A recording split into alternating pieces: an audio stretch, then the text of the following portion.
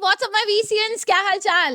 आज है 16 अप्रैल and I think जब तक आप ये वीडियो देखोगे 8 सवा 8 तक आपके पास ये वीडियो आ जाएगी।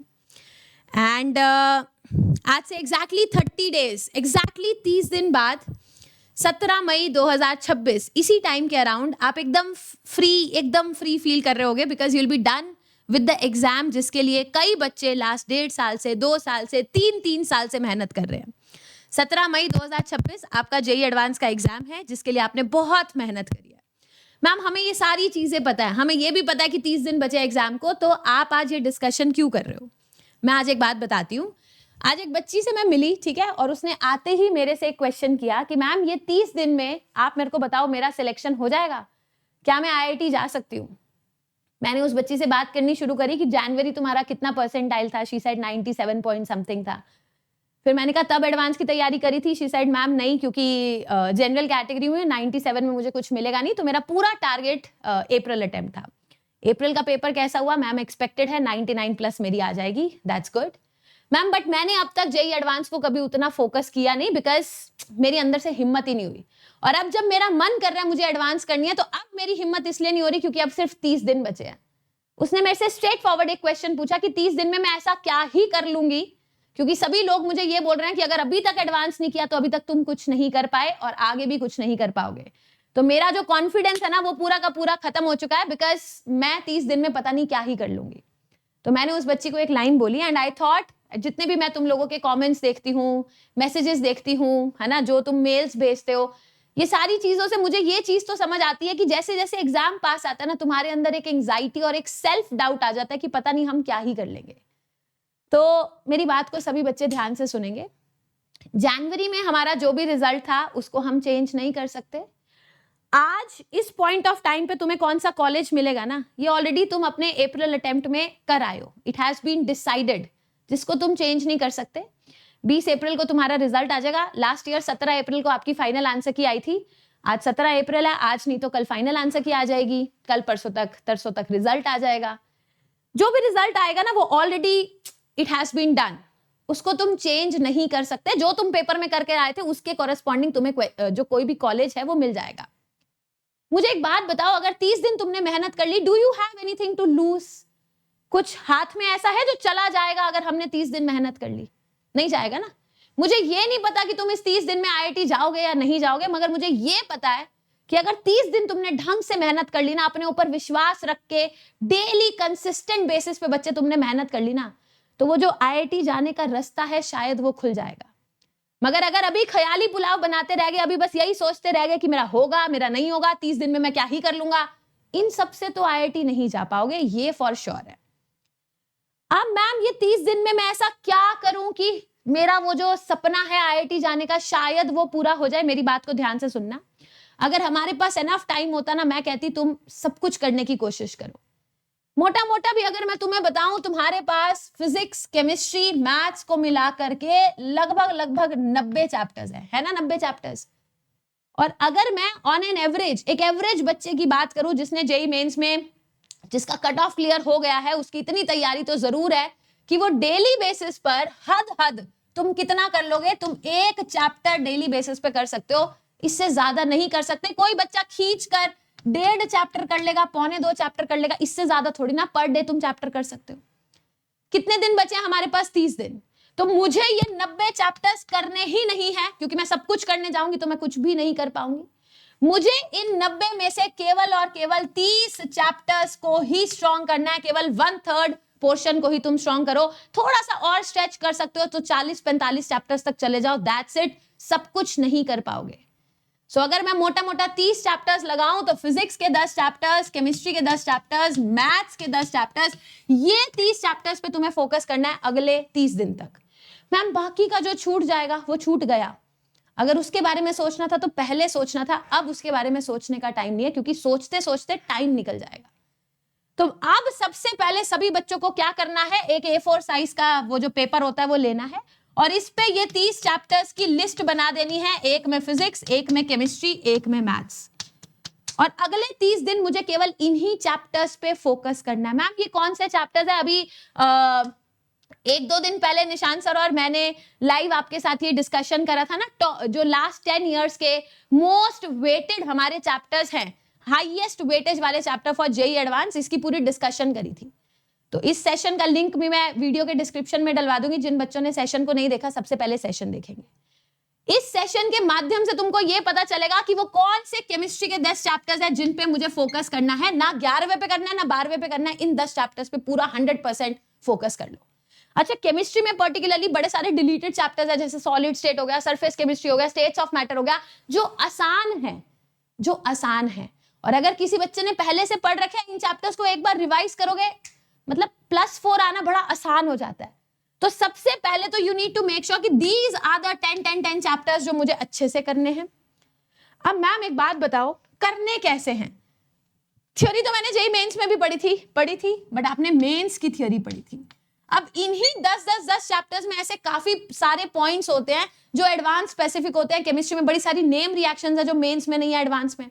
बड़े सारे रिएजेंट्स हैं ऑर्गेनिक में जो मेंस में नहीं है, एडवांस में। बड़ी सारी इनऑर्गेनिक की रिएक्शंस है जो मेंस में नहीं है, एडवांस में है। तो एटलीस्ट इन चैप्टर की एडवांस लेवल की थ्योरी आपको अच्छे से पढ़नी है। सब नहीं करना, सबसे पहले इन चैप्टर्स को खत्म करें।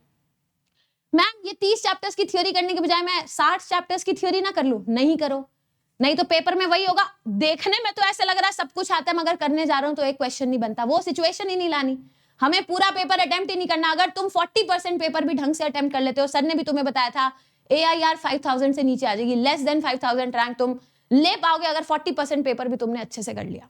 तो सब नहीं करना, जो करना है परफेक्ट करना है। Once you are done with the theory, बच्चे थ्योरी के बाद आपको एडवांस के क्वेश्चंस की प्रैक्टिस करनी है। कौन से एडवांस के क्वेश्चन? सबसे पहले सभी बच्चे IIT एक्सप्रेस कंप्लीट करेंगे। IIT एक्सप्रेस में एडवांस के previous year questions, this is a free series on YouTube. Advance के लास्ट 10-12 साल के सभी PYQs हमने यहां पर करा रखे, हर क्वेश्चन को डिटेल में एक्सप्लेन कर रखा। तो सबसे पहले सभी बच्चे, whether you are at 94 percentile और 96 परसेंटाइल और 99 परसेंटाइल, सभी बच्चे एडवांस के IIT एक्सप्रेस जरूर करेंगे।